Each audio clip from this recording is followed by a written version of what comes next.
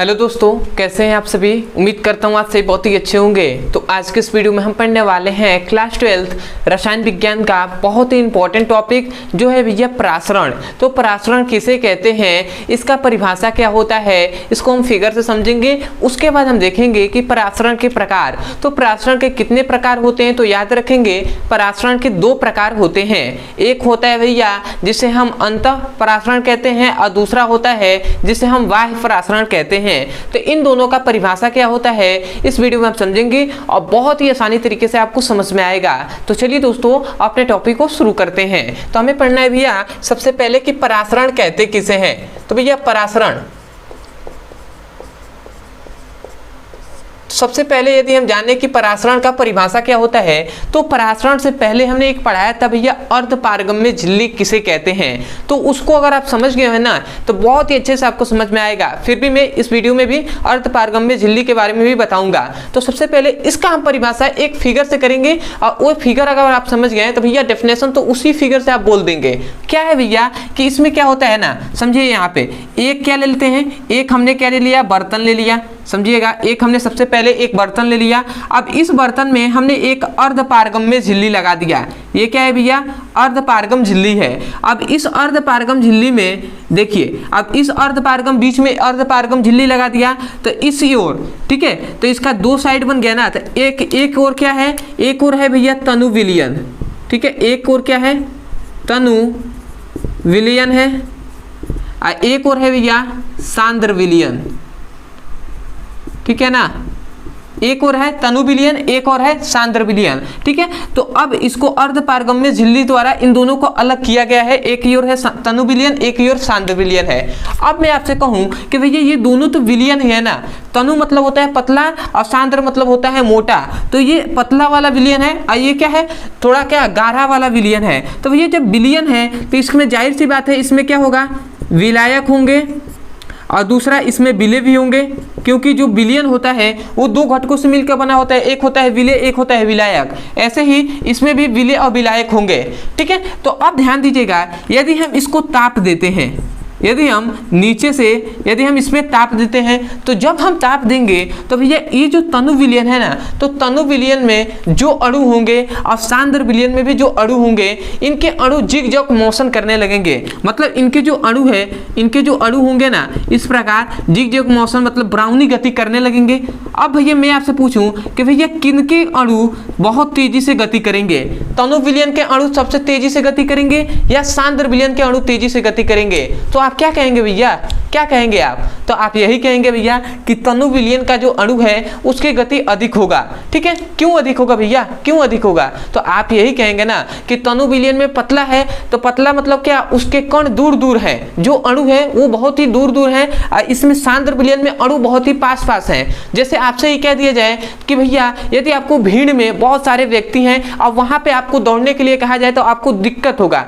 इसी प्रकार सांद्र विलयन है, उसमें अणु बहुत ही पास पास होते हैं तो उनमें कणों की गति बहुत ही धीमी होती है। और तनु विलयन का मतलब है कि जैसे व्यक्ति बहुत ही दूर दूर पे है और आपको जगह मिल रहा है तो आप बहुत ही तेजी से गति कर पाएंगे, ठीक है। ऐसे ही तनु विलयन में क्या होते हैं, अणु थोड़ा दूर दूर होते हैं जिसके कारण तेजी से अणु क्या होते हैं, गति करते हैं। तो भैया इसका मतलब क्या हुआ कि जब तनु विलयन के अणु जो होंगे ना ये गति करेंगे, भैया गति करते हुए जो ये अर्धपारगम्य झिल्ली है इस पर टक्कर मारेंगे। तो टक्कर मतलब क्या, इस पे जब गति करते हुए इस पे एक फोर्स लगाएंगे तो एक दाब उत्पन्न होगा कि नहीं, मतलब इस पे एक दाब लगाएंगे। तो भैया मैं कहता हूं कि जो तनु विलयन द्वारा लगाया गया दाब है वो P1 है, ठीक है। तो जरूरी तो नहीं ये भी गति कर रहे हैं तो धीमा ही दाब लगाएं, परंतु दाब तो ये भी लगा रहे हैं ना, इधर से भी तो दाब लग रहा है ना, तो इधर से भी दाब लग रहा है। तो मैं इसको दर्शा दे रहा हूं, ठीक है, इस तरह, ठीक है। तो इसको मान लेते हैं कि सांद्र विलयन द्वारा जो दाब लग रहा है वो P2 है, ठीक है। तो अब ध्यान दीजिएगा, अब इसमें यह बताया जाता है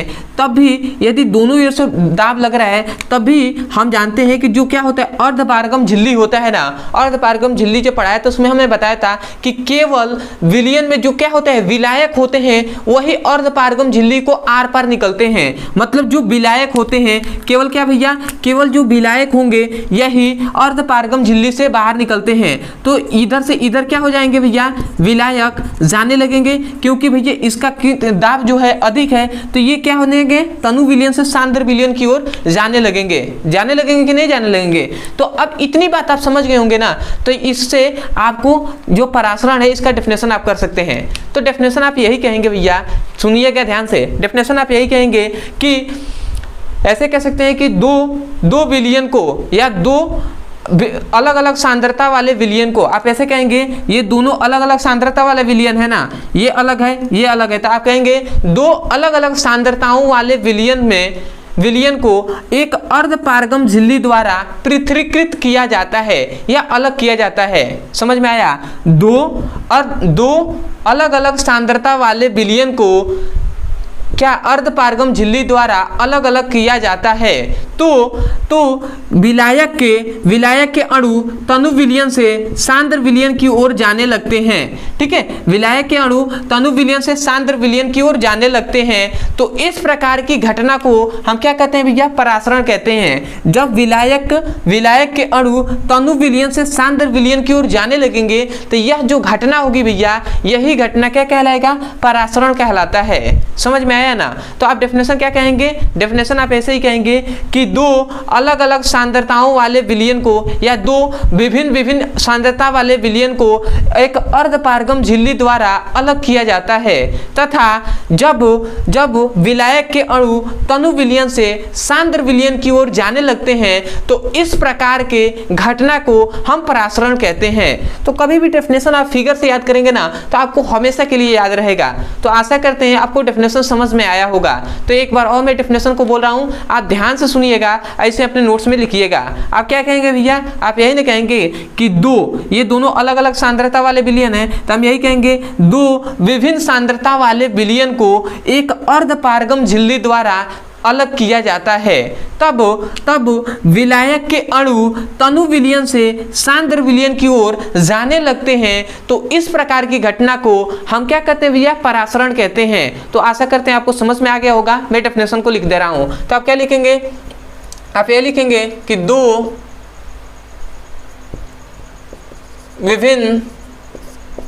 विभिन्न सांद्रता वाले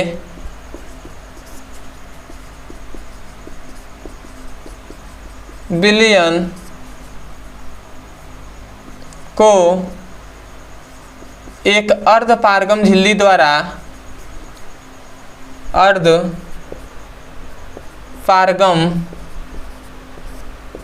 झिल्ली द्वारा क्या किया जाता है भैया, अलग किया जाता है।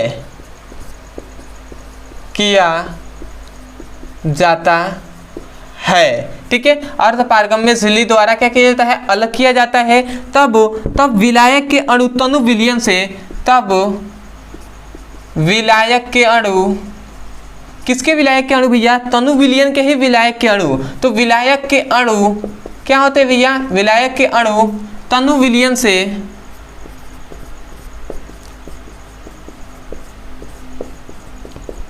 सांद्र विलयन की ओर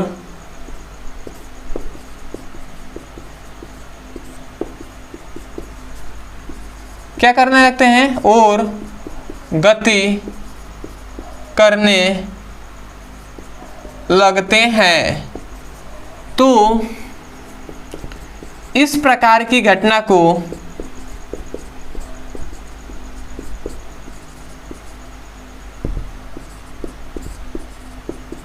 परासरण कहते हैं।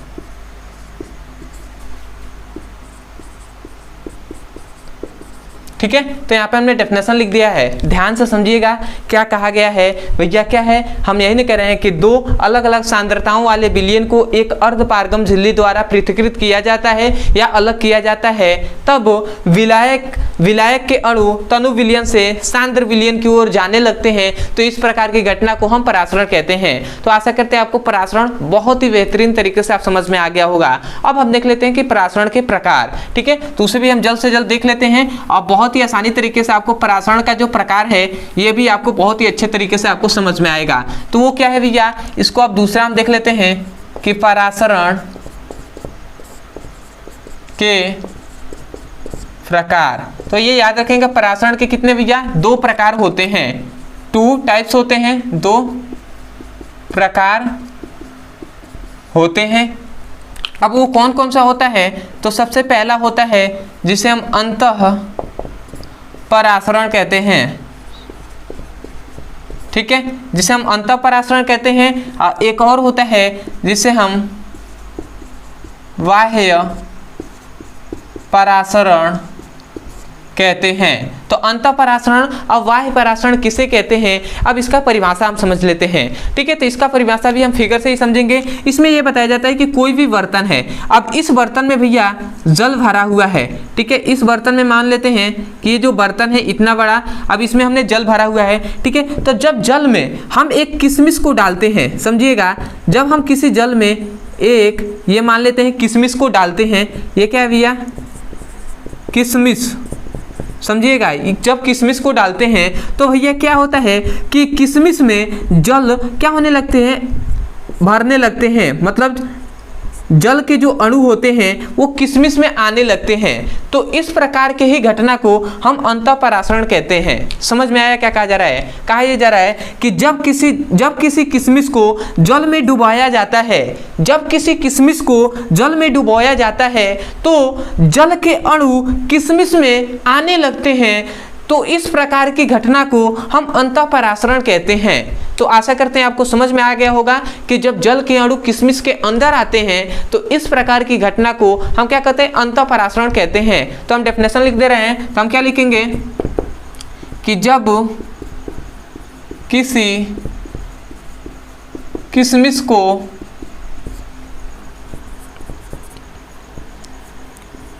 जल के अंदर डुबाया जाता है तो जल के अणु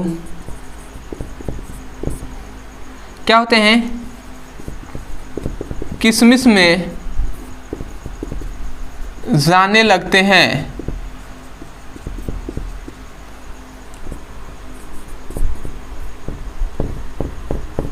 तो इस प्रकार की घटना को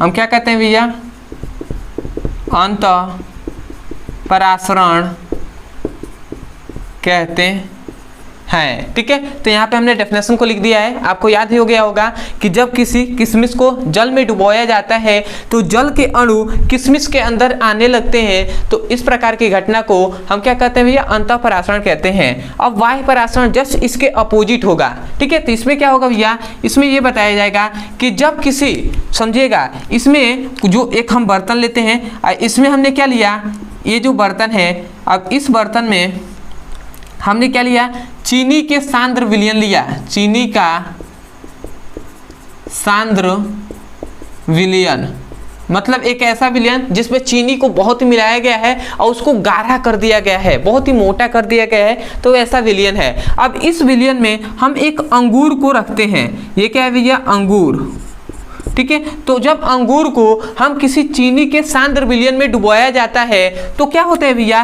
कि अंगूर से जल के अणु बाहर निकलने लगते हैं। अंगूर में भैया जल के थोड़ा अणु होते हैं ना, ठीक है, उसीलिए तो वो फूला होता है और किशमिश क्या होता है, दबा हुआ होता है। तो भैया जल के जो अणु है, जो किशमिश में जो अंगूर में जो जल के अणु है वो बाहर निकलने लगते हैं। तो इस प्रकार की घटना को हम बाह्य परासरण कहते हैं। तो हम डेफिनेशन कैसे कहेंगे, हम डेफिनेशन ऐसे ही कहेंगे कि जब किसी अंगूर को चीनी के सांद्र विलयन में डुबाया जाता है तो जल के अणु अंगूर से बाहर निकलने लगते हैं। तो इस प्रकार की घटना को हम बाह्य परासरण कहते हैं। तो हम डेफिनेशन में लिख दे रहा हूं, तो आप क्या लिखेंगे, जब किसी किशमिश नहीं, अंगूर यहां पे हम लेंगे, जब किसी अंगूर को चीनी के सांद्र विलयन में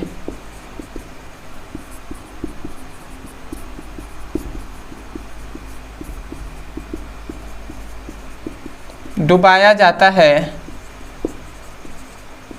तो जल के अणु अंगूर से बाहर निकलने लगते हैं, अंगूर से बाहर निकलने लगते हैं, तो इस प्रकार की घटना को हम वायु परासरण कहते हैं। मतलब जब किसी अंगूर को जल में डुबोया जाता है, सॉरी जल में नहीं, चीनी के सांद्र विलयन में डुबोया जाता है तो क्या होता है, जल के अणु अंगूर से बाहर निकलने लगते हैं, तो इस प्रकार की घटना को हम वायु परासरण कहते हैं। तो आशा करते हैं दोस्तों आपको परासरण अपरासरण के दोनों प्रकार बहुत ही बेहतरीन तरीके से समझ में आ गया होगा। तो मैं यही कहूँगा, यदि सच में आपको इस वीडियो से कुछ भी सीखने को मिला हो, यदि अच्छा लगा हो, तो सबसे पहले तो चैनल को सब्सक्राइब कर दीजिएगा, वीडियो को लाइक कर दीजिएगा, हो सके तो हमें कमेंट सेक्शन में जरूर बताइएगा कि आपको वीडियो कैसा लगा। अदरवाइज यदि कोई भी टॉपिक समझ में नहीं आता है फिजिक्स और केमिस्ट्री में किसी भी क्लास का, तो केवल आपको उस टॉपिक का नाम लिखना है यूट्यूब पर, अंत में हमारे चैनल का नाम लिख देना है ब्रदर सर, आपको वीडियो मिल जाएगा, आप वहां से जाकर अच्छे से पढ़ाई कर सकते हैं। और किसी भी क्लास का फिजिक्स और केमिस्ट्री का आपको सीक्वेंस में एक एक करके वीडियो को पढ़ना है, तो आपके लिए एक नंबर दिया जा रहा है जो मैं यहाँ पे लिख दे रहा हूँ 8874726058। ये व्हाट्सएप नंबर है। इस व्हाट्सएप नंबर पर फिजिक्स और केमिस्ट्री का जिस क्लास का भी लिंक चाहिए आप यहाँ से जाकर मांग सकते हैं। तो चलिए दोस्तों आज के लिए इतना ही। मैं यही कहूँगा कि जितने भी आपके फ्रेंड्स हैं उनसे जब भी मिलिएगा तो उनसे बताइएगा कि इस चैनल पर पढ़ाया जा रहा है, आप भी जाके यहाँ से पढ़ाई कीजिए। तो चलिए दोस्तों आज के लिए इतना ही, मिलते हैं अगली वीडियो में, तब तक के लिए धन्यवाद। जय हिंद, जय भारत।